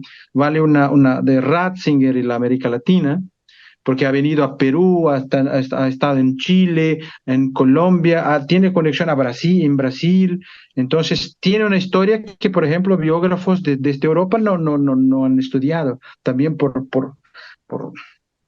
cuestiones de distancia y todo. Entonces, Ratzinger, por ejemplo, no hay cómo comprender Ratzinger en el XVI sin la lectura que él hace de la teología política de Metz, la teología de la esperanza de Moltmann y, por supuesto, la visión que él tiene, por ejemplo, de Gutiérrez. Otra cosa es la visión que tiene de Boff. Yo soy de la misma provincia de Boff, entonces yo soy brasileño y somos de la misma provincia. Entonces tenemos muchos acercamientos, ¿sí? Y otra es la lectura que hace de Hugo Asman. Hay una cosa en la teología de liberación, otra cosa en la teología de la revolución. Hay matices, hay cosas aquí y también estas caricaturas insoportables son muy fuertes y hay que salir de literaturas puramente militantes. Esto me parece que es una cuestión de justicia histórica con Ratzinger y también con la misma teología de liberación, porque Ratzinger tiene una visión muy más general. Y hablamos de Juan Pablo II, y para finalizar y no hablar demasiado, los dos lados contrapuestos, dos lados muy polarizados, van a decir, Juan Pablo II y Benedicto XVI son dos enemigos de la teología de liberación. Y si miramos las instrucciones y los discursos de los dos, miraremos, al contrario, un proceso de asimilación de la tergiversación, no de rechazo absoluto. Esto no nos gusta muchísimo oír esto, sin embargo, estoy hablando como sociólogo ahora. Hay un proceso de institucionalización, de asimilación de la tergiversación, de que es posible dentro de la gran tradición teológica católica. No un rechazo que pone un sello herejía, herejía, herejía, herejía, herejía, y todo es muy blanco y negro. No, creo que es una cuestión muy más detallada. Entonces, es una historia que hay que escribirla. Intento hacerla, pretendo escribirla. Pues a nombre del CISAF y de Ediciones Encuentro, no me queda más que agradecerle a nuestros panelistas del día de hoy, a los editores de la obra Ratzinger y los filósofos de Platón Abátimo, que se las invitamos a comprar, ya lo hemos dicho, en Amazon, en la página de Ediciones Encuentro, tanto en la página española, edicionesencuentro.com, como en la página para México, edicionesencuentro.mx, y en diferentes tiendas online de libros, tanto en formato digital como en formato físico. Entonces, muchísimas gracias. También gracias, Rodrigo, por tu tiempo, por tu disposición y por tus magníficas intervenciones.